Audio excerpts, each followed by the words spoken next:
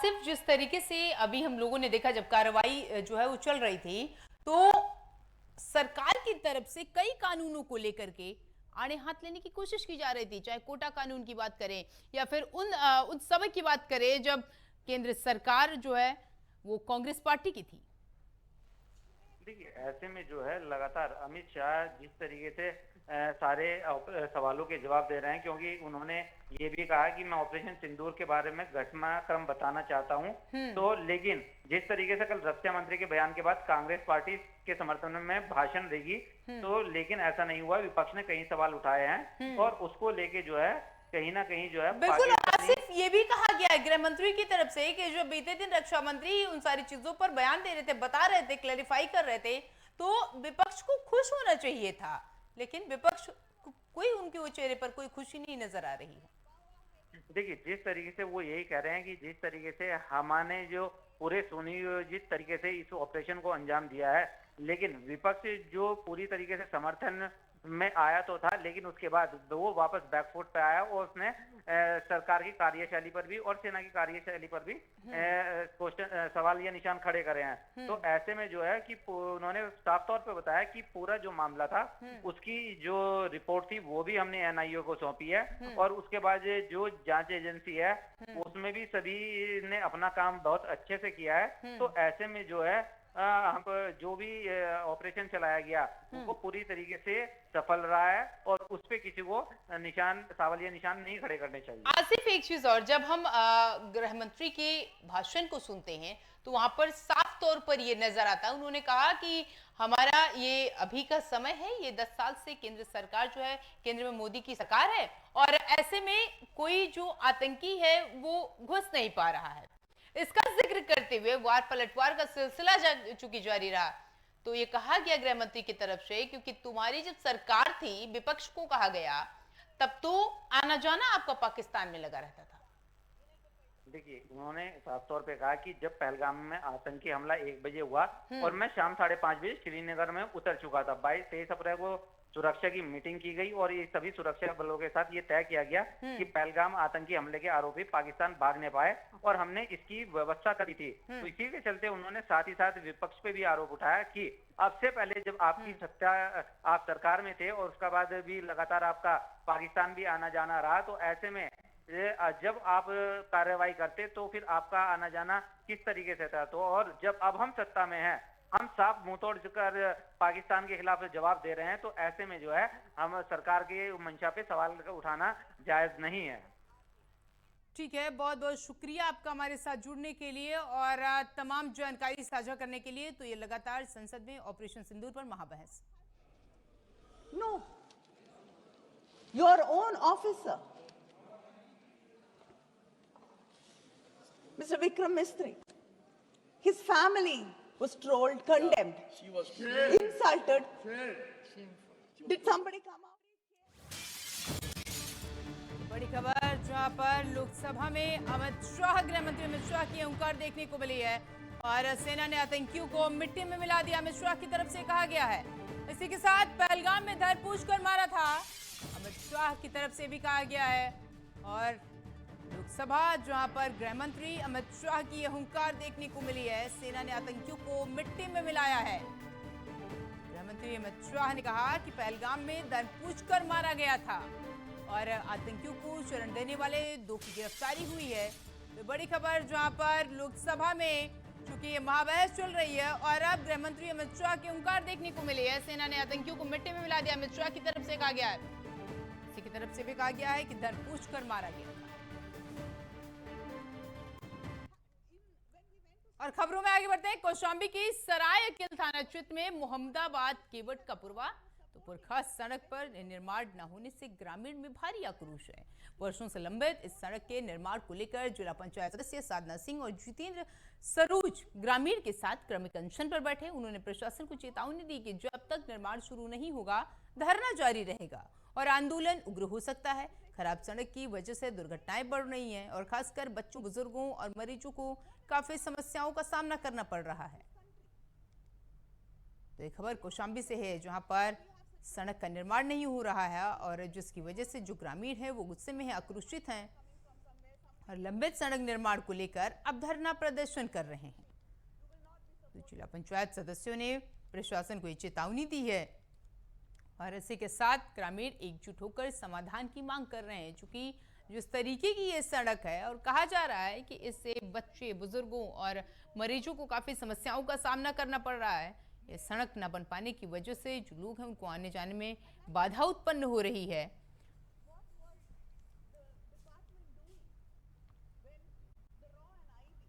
और खबरों में आगे बढ़ते हैं। खबर लखीमपुर खीरी से है, जहां पर तुलसीरामपुर व लूटकांड का प्रभावी निरीक्षक सुरेश मिश्रा ने 5 दिन में खुलासा कर बड़ी सफलता हासिल की है। दोहरा पुलिस और स्क्वाड टीम ने 22 जुलाई को बेसी संचालक से 2.15 लाख रुपए लूट के मामले में 9 आरोपियों को गिरफ्तार किया है। गिरफ्तार अभियुक्तों के पास से लूटी गई नकदी, ट्रांजैक्शन मशीन, पहचान पत्र, मोटरसाइकिल, तमंचा और कारतूस बरामद हुई है। वहीं मुख्य जो आरोपी है राजू और जाहिद अली, अब उसकी तलाश जारी है। तो खबर पूरी लखीमपुर से है, जहां पर लूटकांड का ये खुलासा हुआ है और इसका खुलासा प्रभारी निरीक्षक सुरेश मिश्रा ने किया। इसी के साथ 22 जुलाई की वारदात में 9 आरोपी की गिरफ्तारी हुई है और मुख्य आरोपी राजू की तलाश अभी भी जारी है।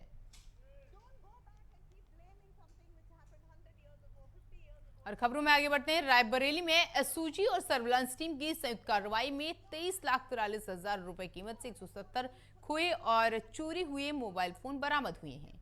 एसपी डॉक्टर यशवीर सिंह ने इन मोबाइल फोन को उनके असली मालिकों को सौंपा है, जिससे फोन स्वामित्रियों के चेहरे पर खुशी देखी जा रही है। और ये बरामदगी पुलिस की सफलताओं में एक महत्वपूर्ण उदाहरण साबित हुई है, जिससे चोरी और गुमशुदा मोबाइल फोन की समस्या से कमी आने की उम्मीद बढ़ गई है। पुलिस ने इन कामयाबी पर जोर देते हुए भविष्य में भी ऐसे अपराधों पर सख्ती से निपटने का भरोसा दिलाया है। तो पूरी खबर ये रायबरेली से है, जहां पर रायबरेली पुलिस को ये बड़ी सफलता मिली हुई है और जितने भी मोबाइल चोरी हुए थे अब उनके मालिकों को उसको सौंपा किया है। और ये बड़ी सफलता है जिसकी जानकारी डॉक्टर यशवीर जो एसपी हैं वहां के, उन्होंने दी है। चोरी की घटना को लेकर के, तमाम घटनाओं को लेकर के ये बड़ी कार्रवाई होती हुई दिखाई दी।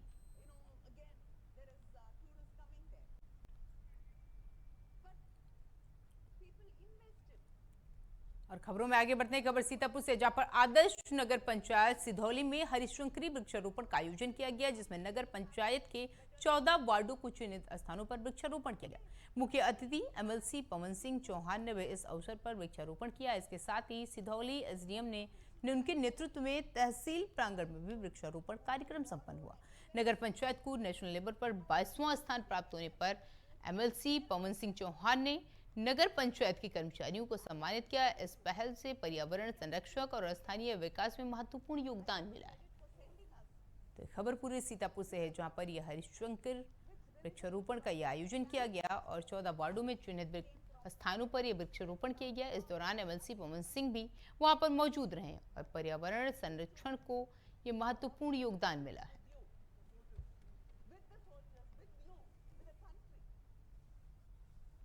आज सिधौली नगर पंचायत में जुगाड़ पार्क में बैठा हुआ हूँ। उसको मतलब जुगाड़ पार्क उत्तर प्रदेश का ये पहला जुगाड़ पार्क होगा। तो शानदार तरीके से सजाया गया है और यहाँ पर वृक्षारोपण भी अपनी हरिशंकरी करने आए थे। साथ साथ में मैं बताना चाहूँगा कि इस पूरे देश में 22वां स्थान नगर पंचायत स्वच्छता में आया है, तो बहुत बड़ी बात है। उत्तर प्रदेश में दूसरा स्थान है, मंडल में पहला स्थान। तो यहाँ के नगर पंचायत के चेयरमैन, नगर पंचायत के डीओ मैन जबरदस्त यादव जी और गंगाराम जी मिल करके बहुत ज़बरदस्त मेहनत करते हैं और पूरे वार्ड में जितने भी वार्ड हैं वहाँ स्वच्छ अभियान चलता रहता, परमानेंट लगातार ये फिल्म रहती है। गौशाला हो उसमें शानदार तरीके से सेवक बड़ी टाइप के काम करते हैं। तो मैं ईओ मैन को और चेयरमैन को बहुत बधाई को आभार देता हूँ। और खबरों में आगे बढ़ते खबर हरदोई से है, जहां पर मल्लावा क्षेत्र में रविवार रात दिल दहला देने वाली वारदात में नगर पालिका के पूर्व चेयरमैन विशाल जायसवाल के करीबी तजुद्दीन और शानू को अज्ञात बाइक सवार बदमाशों ने गोली मार दी। गोली उनकी गर्दन में लगी, लेकिन शानू ने हिम्मत नहीं हारी और खून बहते हुए बाइक चलाकर पास के पेट्रोल पंप पहुंचा, जहां उसने साथियों को सूचना दी। ये पूरी घटना सीसीटीवी कैमरे में कैद हो गई है, जो वायरल हो रही है और घायल शानू को लखनऊ रेफर किया गया है। पुलिस ने हमलावरों पर तलाश की कई टीमें गठित की हैं। तो पूरी खबर हरदोई से है, जहां पर ये पूर्व चेयरमैन की करीबी पर यह हमला हुआ है और इसी के साथ सीसीटीवी फुटेज अब सामने आया है और इसमें ये पूरी वारदात कैद हुई है। हालांकि अब घायल को लखनऊ ट्रॉमा सेंटर रेफर कर दिया गया है, जहां पर उसको बेहतर इलाज दिया जा रहा है। तो पुलिस ने जांच के लिए टीमें गठित कर दी हैं। थाना मल्लावा पर एक युवक सानू के गोली लगने से घायल होने की सूचना प्राप्त हुई। प्राप्त सूचना पर पुलिस तत्काल मौके पर पहुंची। घायल युवक को बेहतर इलाज हेतु लखनऊ ले जाया गया है। डॉक्टर द्वारा उसकी स्थिति को बेहतर बताया गया है। घटना की जांच हेतु कुल 4 टीमों का गठन किया गया है। घटना की परिस्थितियों की गहनता से जांच की जा रही है। फोरेंसिक टीम द्वारा घटनास्थल का निरीक्षण किया गया है। प्रकरण में अन्य आवश्यक वैधानिक कार्रवाई। और आगरा के पिनाहट क्षेत्र में चंबल नदी का जलस्तर लगातार बढ़ता जा रहा है। जो कोटा बैराज के छोड़े गए पानी के कारण 130 मीटर तक पहुंच चुका है। जलस्तर की ओर बढ़ने की संभावना को देखते हुए जिलाधिकारी ने निरीक्षण किया और सीमावर्ती गांव में बाढ़ चौकियां स्थापित कर अलर्ट जारी कर दिया है। कांवड़ियों ने नदी पार करने के लिए स्टीमर संचालन की गुहार लगाई है, लेकिन डीएम आगरा ने सुरक्षा कारणों के स्टीमर संचालन पर रोक लगाने की बात की है। पानी का तेज बहाव प्रशासन के लिए चिंता का विषय बना हुआ है। तो खबर ये पूरी आगरा से है, जहां पर चंबल नदी और अब इसका जलस्तर बढ़ गया है। ये जलस्तर 130 मीटर पार हो गया है। तो नदी का ये पानी बढ़ता जा रहा है, जिसकी वजह से ये चिंता का कारण बढ़ गया है और बाढ़ चौकियों से सीमावर्ती जो गांव हैं उनको सतर्क रहने के लिए कहा गया। और जैसे कि कोटा से पानी छोड़ा गया है, तो ये जानकारी सुबह मिली थी। तो आज इसी के संबंध में जो एक्सेन इरिगेशन है, EDMFR है और हमारे सारे रेवेन्यू टीम, सारे लोग, SDM साहब, सब लोग ये पिनाट में जो पंप स्टेशन इधर निरीक्षण किया गया। पानी जितना पानी का लेवल देखने के लिए और आगे क्या स्ट्रेटेजी होना चाहिए। आज के हिसाब से लगभग 3.5 लाख क्यूसेक्स पानी है एंड 128.3 जो आज के टाइम पे जो है वो लेवल है। जहां पर अखिलेश यादव क्या कुछ कह रहे हैं, सुनते हैं। मैं धन्यवाद देता हूं आपका भी, और क्योंकि मैं उनकी बात सुन रहा था, उनकी बात सुनने से मुझे कुछ याद आया। मैं ये कहना चाहता हूं 2 लाइनों में कि मैं दुनिया को मनाने में लगा हूं। अध्यक्ष महोदय,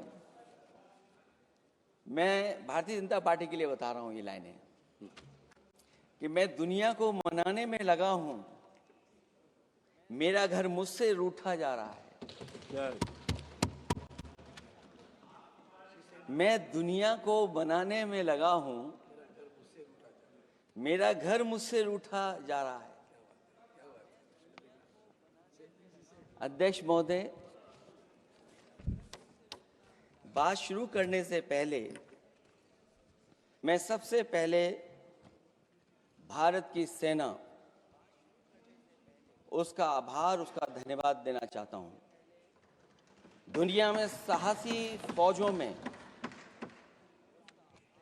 गिनती अगर होती है तो हमारी भारत की सेना सबसे आगे दिखाई देगी।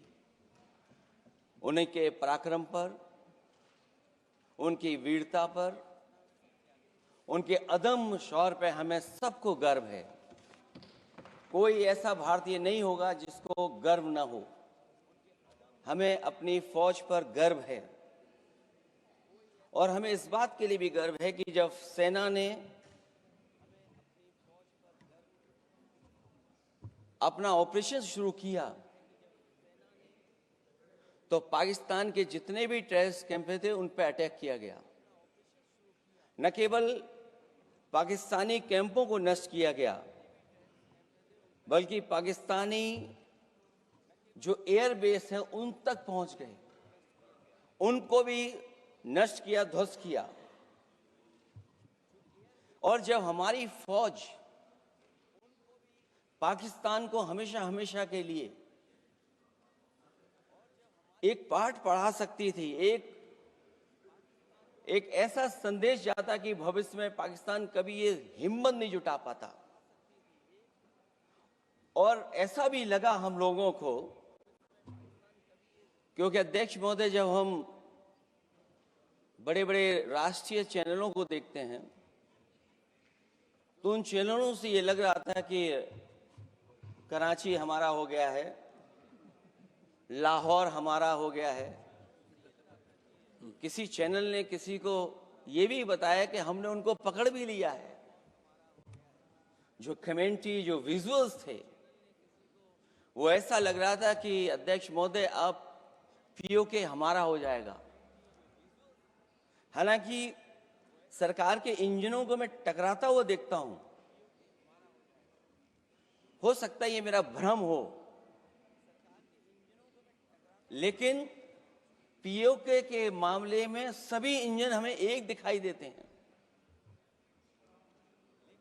और जहां पीओके पे पहुंचने तक की बात थी, कुछ लोग तो पीओके पर ये कह रहे थे कि हमारा कब्जा हो जाएगा, 6 महीने का केवल हमें मौका मिल जाए।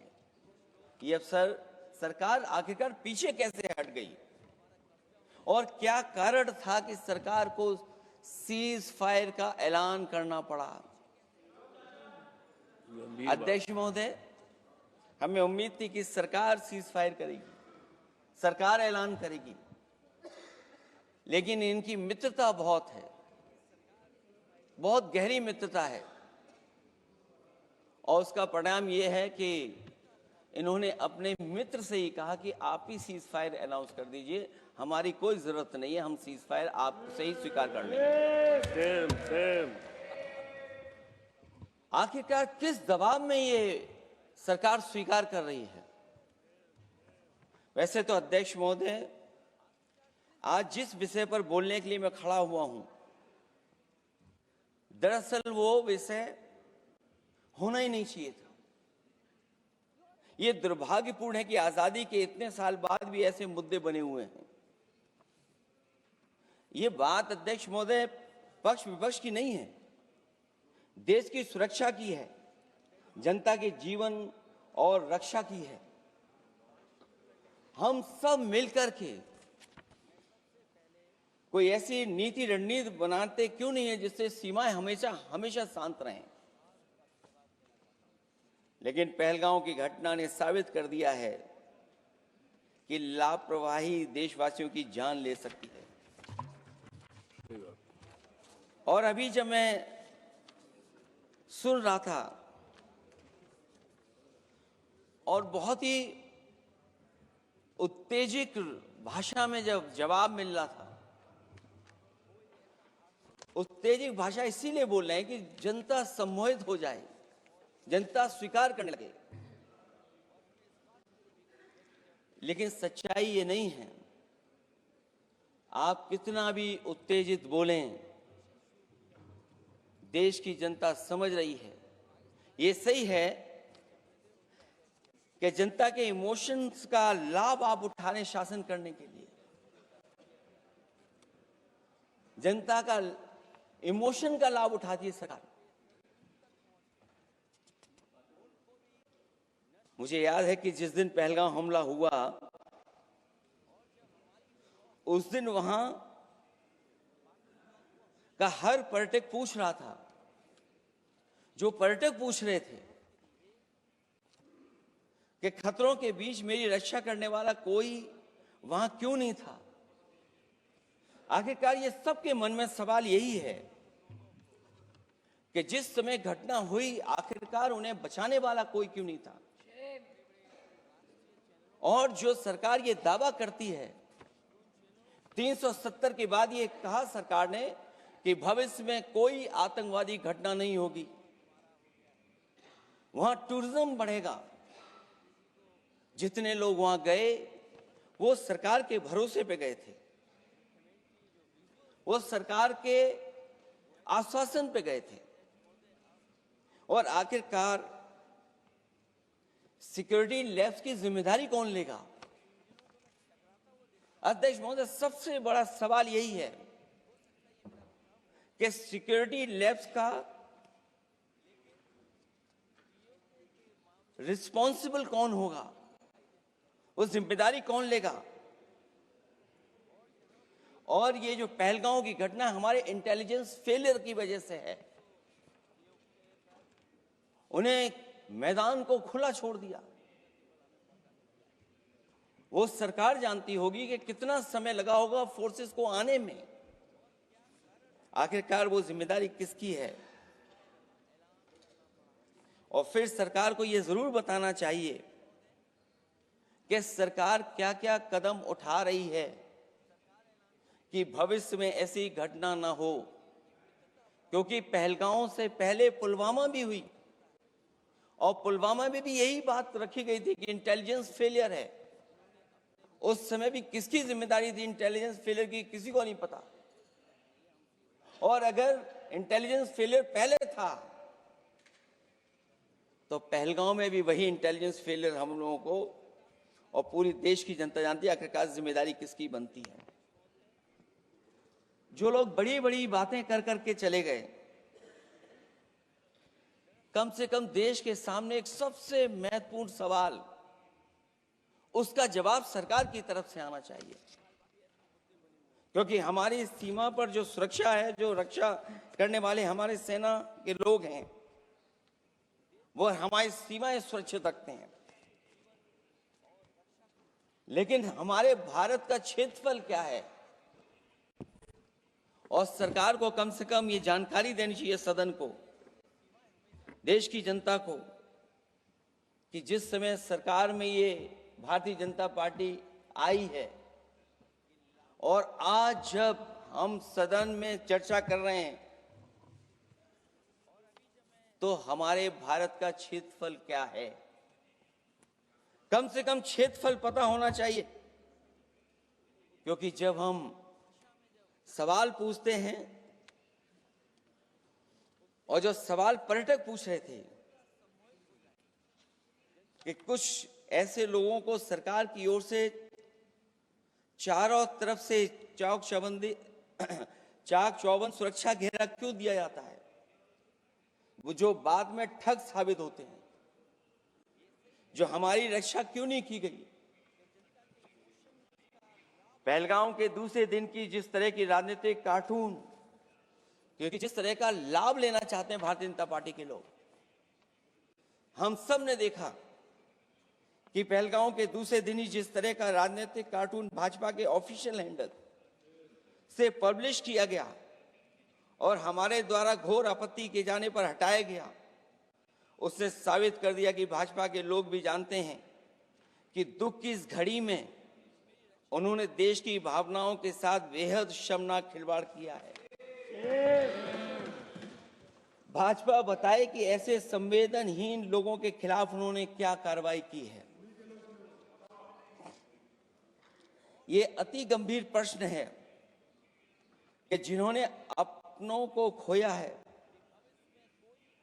उन पर दबाव डाल करके बयान भले बदलवा दिए जाएं, लेकिन भाजपा याद रखें, बयान बदलवाने से सच नहीं बदल जाता है।